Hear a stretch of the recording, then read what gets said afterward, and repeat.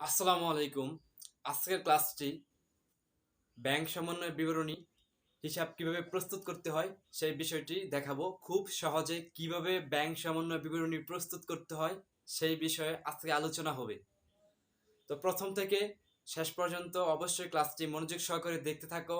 আশা করি ইনশাআল্লাহ ব্যাংক সমন্বয় বিবরণী নিয়ে পরবর্তীতে আর কোনো সমস্যা থাকবে না। আজকে দেখাবো কিভাবে খুব সহজে হাতের মাধ্যমে মানে হাতের ইশারায় কিভাবে খুব সহজে ব্যাংক সমন্বয় বিবরণী প্রস্তুত করতে হয়। সো দেখতে থাকো। আজকের ক্লাসটি হবে ঢাকা বোর্ড 2019 সালের যে বোর্ড কোশ্চেন এসেছে সেখানে যেই ব্যাংক সমন্বয় বিবরণী থেকে যেই ম্যাথ কোশ্চেনটা এসেছে তার সমাধান। সো যাদের সামনে বই নেই, অ্যাকাউন্টিং ম্যাথ বুঝতে গেলে অবশ্যই বই সামনে থাকা দরকার, কেননা প্রশ্ন ছাড়া ম্যাথ খুব সহজে বোঝা যায় না। দেখো কি বলছে, এর মাঝে আমরা খ নাম্বার সমাধান করাবো। প্রথমে বলে নেই, কোশ্চেনের মাঝে প্রথমে যে টাইটেল দেওয়া থাকবে ওই টাইটেলটা প্রথমে এখানে লিখতে হবে। আর এইগুলো তো তোমরা জানোই যে প্রতি এখানে নাম, তারপর ব্যাংক সমন্বয় বিবরণী, এত সালে এত তারিখে প্রস্তুতকৃত বিবরণ, টাকা টাকা, এটা তো অবশ্যই তোমাদের জানা আছে। প্রথমেই বলতে হবে, প্রথমে আমরা টাইটেল লিখব। এখানে টাইটেল লিখব, প্রশ্নে দেওয়া থাকবে যে নগদান বই অনুযায়ী ব্যাংক জমার উদ্বৃত্ত অথবা ব্যাংক বই মোতাবেক ব্যাংক জমাতিরিক্ত, এই ধরনের কথা, এই ধরনের টাইটেল প্রথমে উল্লেখ থাকবে। খুব সহজেই প্রথমে এখানে লিখতে হবে নগদান বই মোতাবেক ব্যাংক জমার উদ্বৃত্ত, যেই কথা ব্যাংক বিবরণী মোতাবেক ব্যাংক জমাতিরিক্ত একই কথা। অর্থাৎ নগদান বই অনুযায়ী ব্যাংক জমার উদ্বৃত্ত আমরা যেই নিয়মে করব, ব্যাংক বিবরণী মোতাবেক ব্যাংক জমাতিরিক্ত ঠিক একই নিয়মে করব, দুইটা সেম কথা। প্রথমত দেখো, নগদান বই অনুযায়ী ব্যাংক জমার উদ্বৃত্ত, এই টাইটেল দিয়ে শুরু হলে আমাদের ব্যাংকের মতো হতে হবে। অর্থাৎ ভুল ব্যাংক করবে কিন্তু সংশোধন করবে আমানতকারী, অর্থাৎ আমাদের হিসাব সংশোধন করতে হবে। ভুল যদি আমানতকারী ভুল করে কিংবা ব্যাংক হিসাব ভুল করে, যেই ভুল করুক না কেন সংশোধন করবে শুধু আমানতকারী। অর্থাৎ আমরা নিজেকে ধরবো আমানতকারী। আমার এই ডান হাতকে ধরতে পারো ব্যাংক আর বাম হাতকে ধরতে পারো আমানতকারী। সো দেখো, প্রথমত এখানে বলছে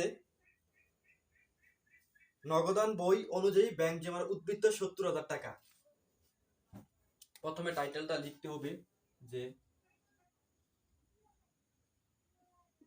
নগদান বই উদ্বৃত্ত কত, 70,000, এখানে লিখব। তারপর এখানে যোগ দিব, যোগ যোগ 4-5 লাইন যাতে লেখা যায়, পেজ দিয়ে নিচে নিচে লিখবো বিয়োগ, মানে 4-5 লাইন যাতে লেখা যায়, নিচে লিখবো কি বিয়োগ, বিয়োগ।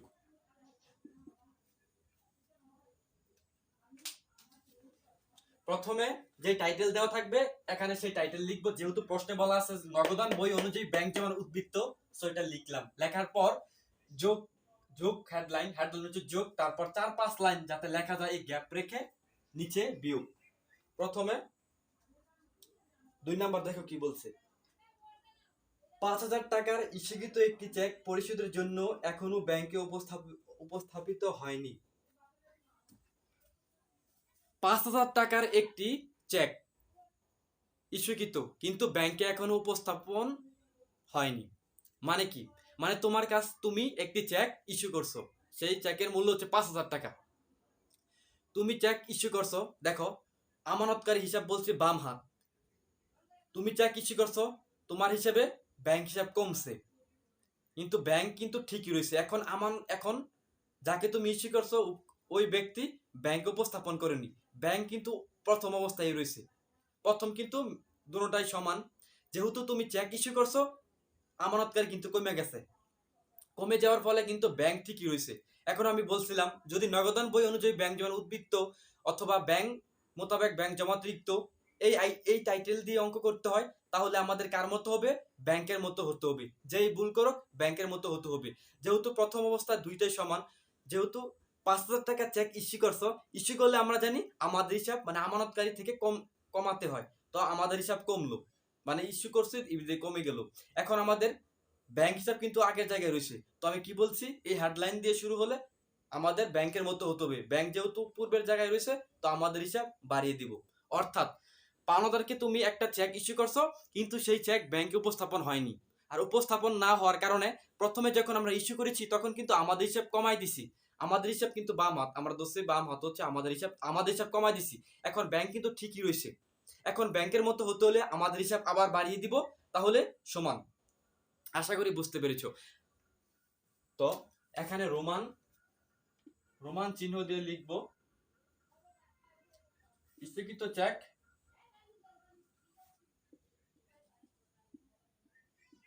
হয়নি। এটা কয় নাম্বার ছিল? 2 নাম্বার।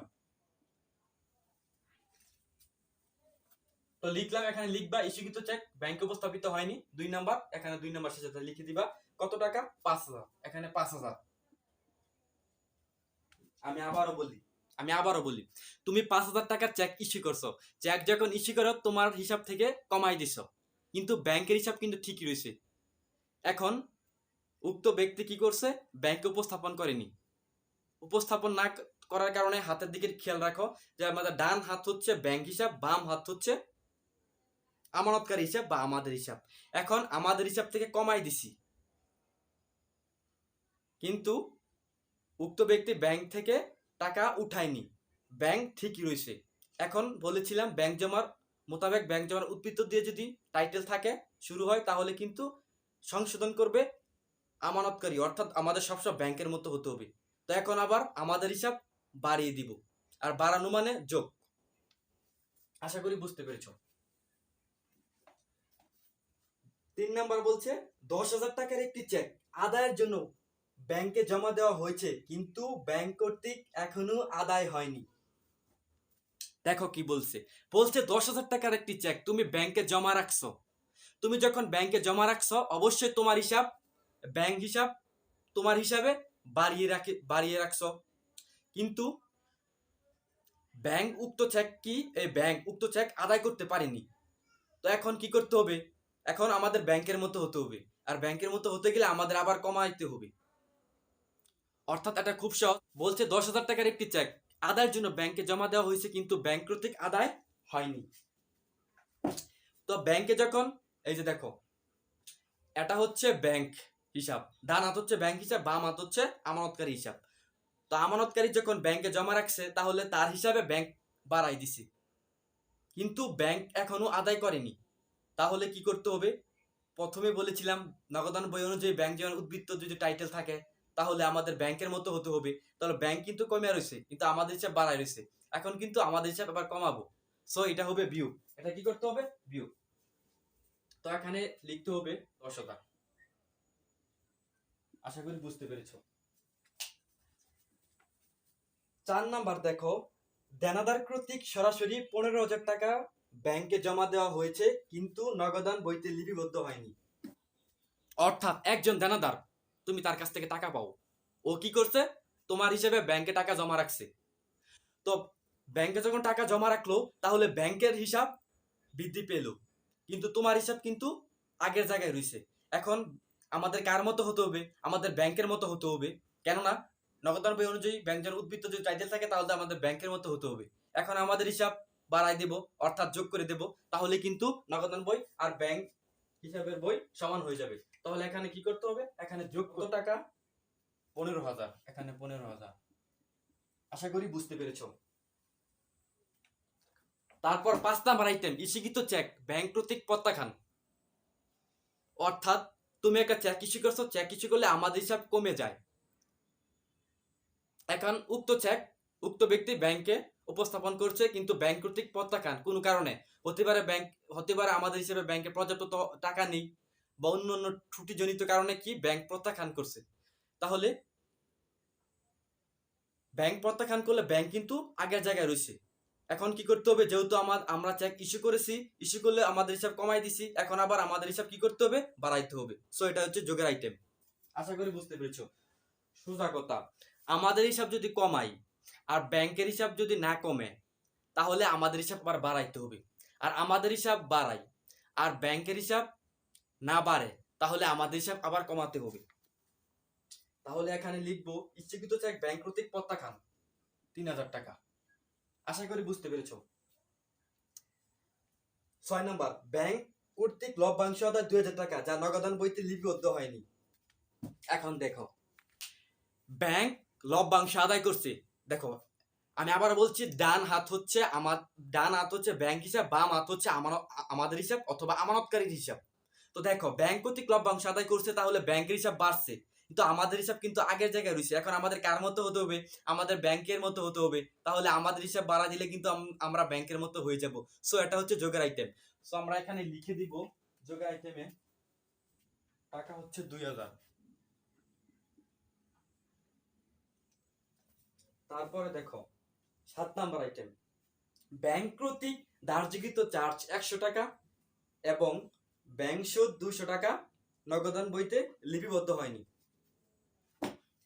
দেখো ব্যাংক কর্তৃক ধার্যকৃত চার্জ মানে তুমি যে ব্যাংকে টাকা রাখছো, ব্যাংক কি করছে ওই টাকা থেকে তাদের চার্জ কাইটা নিছে। এখন দেখো বাম হাত হচ্ছে আমানতকারী হিসাব আর ডান হাত হচ্ছে ব্যাংক হিসাব। তো এখন এই যে ব্যাংক, এই ব্যাংক হিসাব আমাদের হিসাব থেকে চার্জ কেটে নিছে, তাহলে ব্যাংকে আমাদের হিসাব কমে গেছে। এখন ব্যাংকের মতো হতে হলে আমাদের হিসাব কি করতে হবে? অবশ্যই কমাতে হবে। সুতরাং এটা হচ্ছে বিয়োগের আইটেম। তো প্রথমে লিখবো 200 টাকা।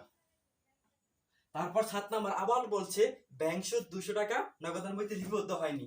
অর্থাৎ ব্যাংক সুদ মানে ডান হাত হচ্ছে ব্যাংক হিসাব আর বাম হাত হচ্ছে আমাদের হিসাব। ব্যাংক সুদ যদি 200 টাকা হয়ে থাকে তাহলে ব্যাংক হিসাব কিন্তু বাড়ছে, কিন্তু আমাদের হিসাব কিন্তু আগের জায়গায় রয়েছে। এখন ব্যাংকের মতো হতে হলে আমাদেরও বাড়াতে হবে। সুতরাং ব্যাংক যদি বাড়ে আমাদের হিসাবও বাড়াতে হবে, আর ব্যাংক হিসাব যদি কমে আমাদের হিসাবও কমাতে হবে। আর প্রথমে বলছি নগদান বই অনুযায়ী ব্যাংক জমা উদ্বৃত্ত অথবা ব্যাংক বিবরণী মোতাবেক ব্যাংক জমাতিরিক্ত যদি এই হেডলাইন যদি এখানে থাকে তাহলে আমাদের অবশ্যই ব্যাংকের মতো হতে হবে।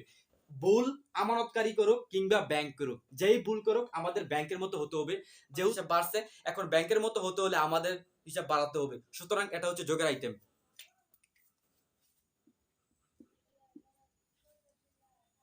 দেখো আমি আবার বলছে ব্যাংক সুদ 200 টাকা নগদান বইতে লিপিবদ্ধ হয়নি। অর্থাৎ ব্যাংকে আমরা টাকা রাখার কারণে আমাদের সুদ বৃদ্ধি পাইছে।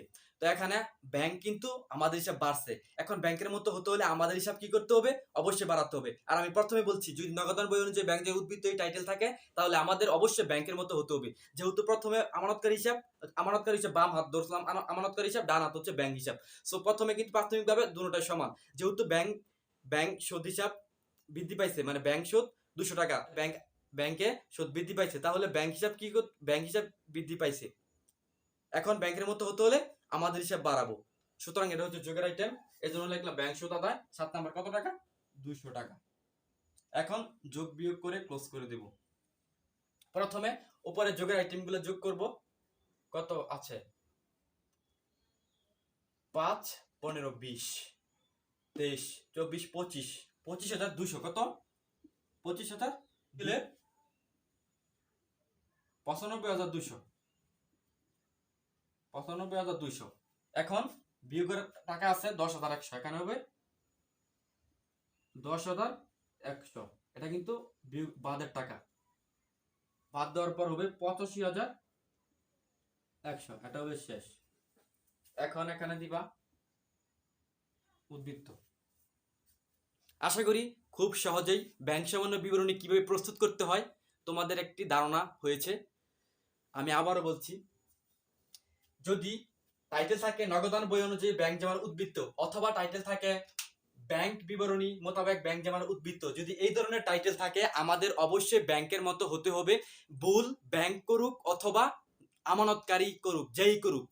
সাপোজ তুমি পাওনাদারকে 500 টাকা ইস্যু করেছ যা ব্যাংকে এখন উপস্থাপন হয়নি, এই ধরনের একটা আইটেম বলা আছে প্রশ্নে। তুমি মনে করো প্রথমে কিন্তু বাম হাত হচ্ছে আমানতকারী হিসাব ধরবা আর ডান হাত হচ্ছে ব্যাংক হিসাব ধরবা।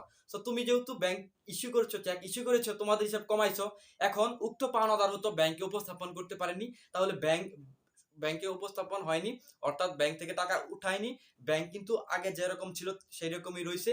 এখন তোমাকে কি করতে হবে? যেহেতু ব্যাংক জমা নগদান বই মোতাবেক ব্যাংক জমার উদ্বৃত্ত হেডলাইন দেওয়া, সেহেতু আমাদের ব্যাংকের মতো হতে হবে। আর ব্যাংকের মতো হতে হলে আমাদের কমানো থেকে আবার বাড়াইতে হবে। সো যদি বাড়াই যোগের আইটেম, আর যদি কমাই তাহলে বিয়োগের আইটেম। এখন দেখো আরেকটা দেখো, সাপোজ মনে করো ব্যাংক 500 টাকা কেটে নিল, মানে ব্যাংক চার্জ 500 টাকা। তো প্রথমে দেখো ডান হাত হচ্ছে ব্যাংক হিসাব, বাম হাত হচ্ছে আমানতকারী হিসাব। তাহলে ব্যাংক যদি 500 টাকা কেটে নেয় তাহলে ব্যাংক তোমার হিসাব থেকে 500 টাকা কেটেছে, মানে ব্যাংক হিসাব কমছে। এখন নগদান বই অনুযায়ী ব্যাংক যেমন উদ্বৃত্ত অথবা ব্যাংক বই মোতাবেক ব্যাংক জমা অতিরিক্ত যদি হেডলাইন থাকে, তাহলে আমি বলছিলাম যে আমাদের ব্যাংকের মতো হতে হবে। সো ব্যাংক যেহেতু তোমার হিসাব থেকে 500 টাকা কেটে নিছে, তোমার ব্যাংক হিসাব কমে গেছে। এখন আমাদের কার মতো হতে হবে? এই হেডলাইন থাকলে ব্যাংকের মতো হতে হবে। সো আমানতকারী বইও কমাতে হবে। এই যে কমানো মানে বিয়োগের আইটেম। আশা করি তোমরা এই ক্লাসটি করে শিখতে পেরেছো। আর যদি এই ক্লাসটি করে তোমরা শিখতে পারো, অবশ্যই চ্যানেলটি সাবস্ক্রাইব করবে, একটি লাইক দিবে ক্লাসে, আর কমেন্ট করে তোমার মন্তব্য জানাবে। খুদা হাফেজ, আসসালামু আলাইকুম। দেখা হবে আবারও নেক্সট ক্লাসে।